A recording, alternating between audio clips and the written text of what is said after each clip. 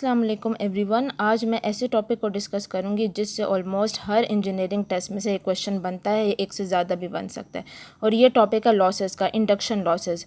Basics तो हमें पता है कि what are stator losses, what are rotor losses, लेकिन अगर हम लोग टेस्ट पॉइंट ऑफ व्यू से देखें तो टेस्ट पॉइंट ऑफ व्यू से न्यूमेरिकल्स आते हैं जिसमें हम लोगों को उन्होंने कुछ लॉसेस बताए होते हैं और हम लोग को शॉर्ट ट्रिक्स को यूज़ करके आंसर को बताना होता है। अगर हम लोग वर्बडा की बात कर लें, एनटीडीसी की बात कर लें या किसी भी डिस्कोर्स के टेस्ट की बात कर लें, सब में इस टॉपिक से एक क्वेश्चन या एक से ज़्यादा क्वेश्चन लाजमी पूछा जाता है। अगर हम लोग टॉपिक की बात कर लें तो इस फिगर में देख सकते हैं कि कुछ इनपुट पावर हम लोग देते हैं इंडक्शन मोटर को। वो इंडक्शन मोटर की जो इनपुट पावर होती है वो स्टेटर को जाती है। स्टेटर में कुछ लॉसेज होते हैं और कुछ रिमेनिंग पावर बच जाती है। That remaining power is basically is an input to the rotor, और रोटर के अंदर इनपुट जाती है। अब रोटर में कुछ कॉपर लॉसेज होते हैं तो ऑब्वियसली रोटर की जो रिमेनिंग पावर होगी वो हमारे पास रोटर की आउटपुट होगी, and that rotor output basically is delivered to the output power. अब इसमें कुछ फ्रिक्शनल लॉसेज भी होते हैं जो कि वाइंडिंग लॉसेज की वजह से हो सकते हैं। तो ये पूरा का पूरा एक स्ट्रक्चर मैंने बना के दिया हुआ जिसमें हम लोग ये देख सकते हैं कि कौन सा लॉस किस जगह पे होता है, और हम लोग ईजिली इस स्ट्रक्चर से हर लॉस को माइनस कर सकते हैं। अब हम लोग बाकी आगे फार्मूलाज की बात करते हैं जो कि डायरेक्ट फार्मूलाज हैं। ओके, अगर हम लोग फार्मूलाज देखें तो first formula is basically power input minus stator losses is equals to rotor input. यानी जितनी भी पावर इनपुट आपने इंडक्शन मोटर को दी है उसमें से अगर गिवन स्टेटर लॉसेज को सब्ट्रैक्ट कर दें तो हम लोग पावर इनपुट निकाल सकते हैं to the rotor. Second formula is basically power input to the rotor minus power output at the rotor is equals to copper losses at the rotor. यानी अगर copper losses at the rotor मांगे हुए हैं तो जितनी भी power input होगी rotor को उसमें से हम लोग power output from the rotor को माइनस कर देंगे तो हमारे पास लॉसेज आ जाएंगे, कितने कॉपर लॉसेज हुए हैं रोटर के अंदर।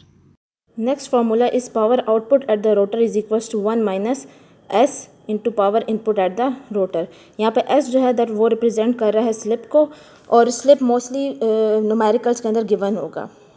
ओके, अब हम लोग फर्स्ट न्यूमेरिकल देखते हैं। इस न्यूमेरिकल के अंदर रोटर आउटपुट गिवन है, ठीक है, दैट इज़ बेसिकली 30 किलोवाट्स, और स्लिप भी गिवन है that is basically equals to 4%। अब हम लोगों ने रोटर के कॉपर लॉसेस फाइंड आउट करने हैं। रोटर के कॉपर लॉसेस ऑप्शंस के अंदर गिवन होंगे। हम लोगों ने सिंपल ये फार्मूला लगाना है कि rotor copper loss is basically equals to rotor input minus rotor output. और अभी हम लोगों ने पिछली स्लाइड में पढ़ा है कि रोटर इनपुट का फार्मूला होता है rotor output divided by 1 minus slip. तो हम लोग इसमें वैल्यूज़ इंसर्ट करके ईजिली हम लोग आंसर निकाल सकते हैं। ओके, नेक्स्ट न्यूमेरिकल है जो कि वो बहुत इजी है। पावर सप्लाई गिवन है जो कि 32 किलोवाट है, और स्टेटर लॉसेस जो हैं वो गिवन है जो कि 1200 वाट्स हैं, और स्लिप दिया हुआ जो कि है 5%। अब यहाँ पे हम लोगों ने कॉपर लॉसेस निकालने हैं। हम लोगों ने सिंपल यहाँ पे फार्मूला लगाना है कि जो पावर इनपुट होगी रोटर की वो क्या होगी, जितनी पावर सप्लाई की जा रही है माइनस स्टेटर लॉसेस।